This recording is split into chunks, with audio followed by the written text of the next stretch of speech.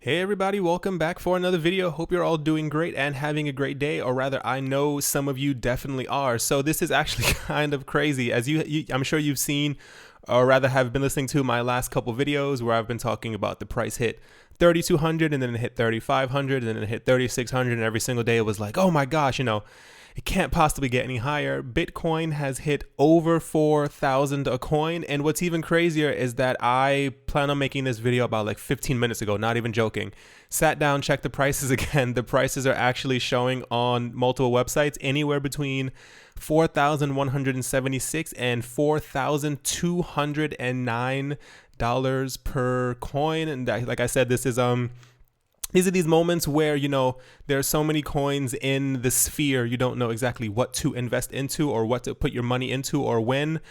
Because I definitely, when Bitcoin was $2,700, what was it, 13 days ago, I definitely sat there thinking, I was like, I should probably get some. And then I was like, no, the price might slide down a bit more. This was the entire SegWit thing. So this is why a lot of people believe that the price is where it is right now, because, SegWit has been locked in. So is what I said a couple months ago as well. Once we have proper confirmation of this happening, if this entire event had never happened, we would probably have seen this price around early or late May, somewhere around that time. But a lot of the fear dragged the market down, and this is where we are now. I told you a lot of analysts have been saying that the price was going to hit 5,000 by the end of the year, and I think if it's at 4,200 on certain exchanges and we are barely the middle of August, we could logically, technically see this by the end of August or by the middle of September, which would be absolutely bonkers. I don't know how you guys feel about that. I don't know how many of you actually hold Bitcoin or, are long-term on Bitcoin. But since I saw all those things about, 55,000, I will definitely be doing long term just to see how things turn out, because this is absolutely crazy. So a constant discussion that has been happening it's been years, even since I first got into cryptocurrencies, has been whether Bitcoin actually, or cryptocurrencies in general, actually have any value. Now it's a very confusing and annoying topic, simply because you can't really, my personal opinion on all these things is that nothing in the world holds value. Tell me how you guys feel in the comment section and I'll explain a bit more. We come from dust. We're going to return to dust. Everything that we have created around us, all the tables that we sit next to, the chairs that we sit on, this is all stuff. These are all minerals from the ground, and we have given these things value because it's a way for us to kind of understand what's going on around us. Fiat currency has no value. Fiat currency meaning, the normal money that is issued by banks and countries. This also has no value, especially when you look at graphs and charts and stuff like that, and you see that the US dollar has dropped by over 99% within the last, 60, 70 years. We only give these things value because it helps us to understand the world and to pay for things. The cars that we have no value. Nothing has any actual value except for the value that someone gives it. It's like when you buy a car that can be, let's say it's, 85,000, and the moment you drive it off the lot, it's worth half of that. What barrier did that car drive through to then make it only worth half the price? Why is it that certain houses can be worth $1 million one day, the neighborhood becomes slightly dangerous, and then people only value it at $45,000?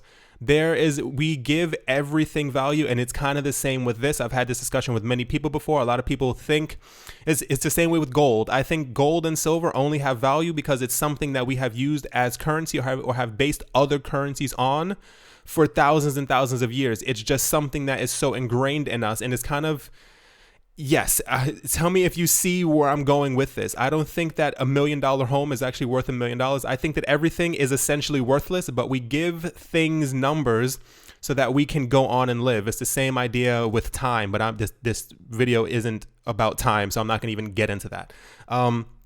So yeah, this is just something, really, this is what I learned about money as I started investing and what I started going along to it. Because one of the main problems that I realized a lot of people have, especially when they want to invest or when they want to invest a large amount of money, is that they end up getting scared, which is totally understandable. I get that. But I've learned to think of money as almost a game.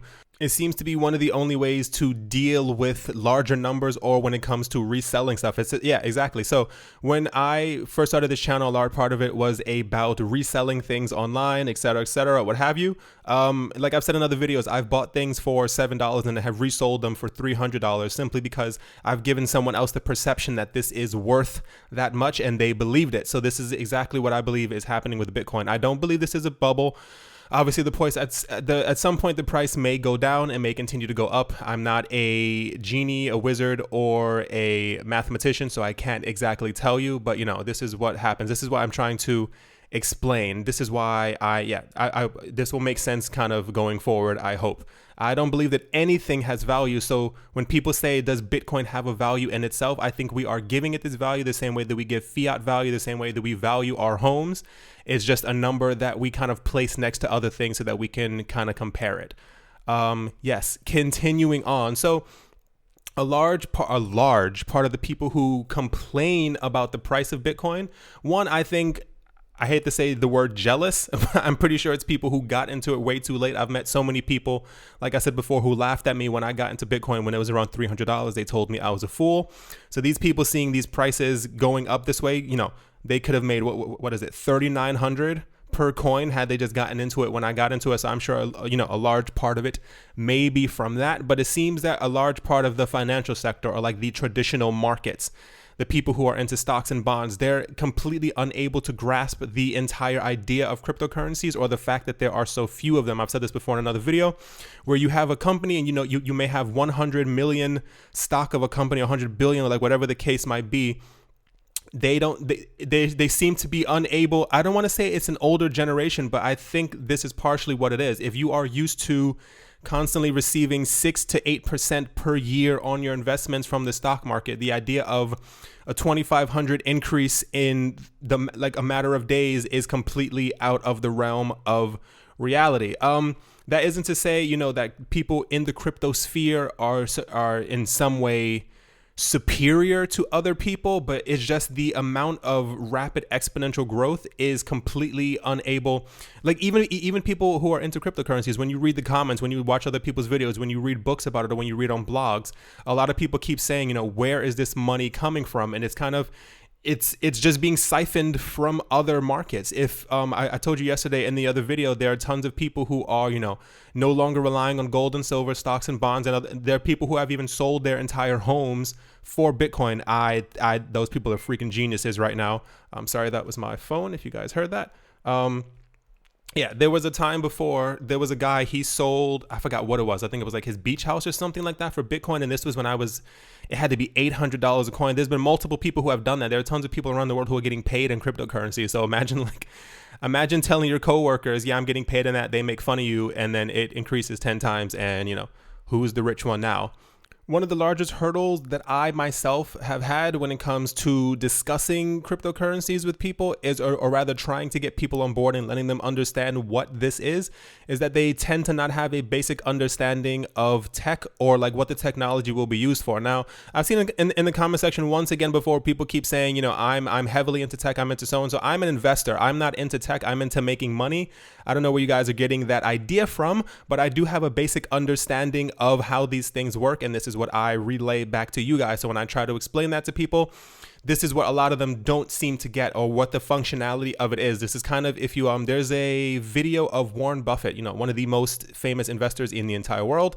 There are videos of him on different news stations and what have you, and him talking about Bitcoin, or the prices of cryptocurrencies, and they keep asking him, what do you think about it? What do you think this will do? What do you think so-and-so? And he says it over and over and over. He just doesn't understand it. He said in a couple videos, he thought it was completely worthless. He thought it was worth nothing. He didn't see how it had a future. This was 3 or 4 years ago, and he said it over and over and over. He expected a complete crash to happen because it was a bubble and because of this and so and so.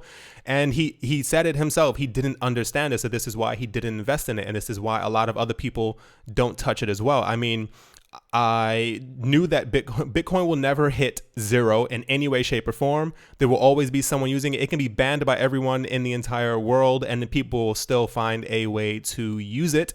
But this is, like I said, this is why a lot of people don't seem to, and the fact that he said that it was worthless and that the US dollar, or rather he didn't he failed to mention that the US dollar is also worthless because we're printing trillions of it at the drop of a dime. It kind of shows something. Like I said, this seems to be more so generational than anything. That's just my personal opinion on it. This is why I think we are seeing this type of growth from a younger sector or younger people or people who are, who have been born with the internet. I talked about that before in other videos as well. There's a generation that was, had no idea what the internet was, and then we have a generation who only knows what the internet is, and these seem to be the people who are making the most money. A large part of this as well has to do with the $100 billion plus market cap that is, something that pretty much can't be ignored at this point. I remember a long time ago when all the coins were relatively brand new, there were a lot of people saying, once, these coins hit $100 billion market cap, then we're definitely going to get into it. And it's like, okay, we'll eventually get there. And now that we have completely pushed past that, it seems like this is completely, it's not something that can be ignored anymore by the big players. This is why I keep saying we see all these people constantly getting into this over and over on TV. And I think realistically at this point, we are definitely at the point where we could possibly see $500 billion cap in about a couple years, maybe even, we've gone up by 30-40 billion within the last couple of weeks. So all it takes is a gigantic push, one good piece of tech or something to be released, some type of app that everyone kind of jumps on board to, and that will kind of be the end of that. Like I said, prices will only continue to rise in the long run. People keep asking if this is a bubble. It could be, man. I mean, anything can be a bubble if enough people get scared or run away from it quick enough. There is a like I said, people kept on saying that Bitcoin would eventually fall back to 300. I heard that a lot this year. People were saying when it was around 900 in January, people kept on saying this was the year it was going to fall back to 300. This was the year it was going to so and so and so. This was the year it may fall back to 100 so people can pick up more. And look at where we are now. No one knows the exact future of any of these coins. Don't believe anyone if they tell you they know the exact number that it will hit at a certain point. Like I said, for me, it's a game. It's one of the easiest ways for me to deal with money mentally. And yeah, it's all pretty fun to me. So I hope that everyone has profited accordingly. I have a couple friends who were using Genesis mining and they are very happy at the moment because the prices are continuing to go up. So I hope you guys have jumped on that as well to make some extra money on the side. All right, guys. I hope you guys have a great day as always. Hope you're all enjoying wherever you are. Hope you guys are having a great summer, winter, fall, whenever you might be listening to this. Yeah, you guys are awesome, and I'll talk to you all soon. See you. Hey everyone, thank you very much again for watching. I hope you guys enjoyed. If you guys would like to help me and the channel, there are ways to do so in the description below. Thank you very much, and talk to you guys soon.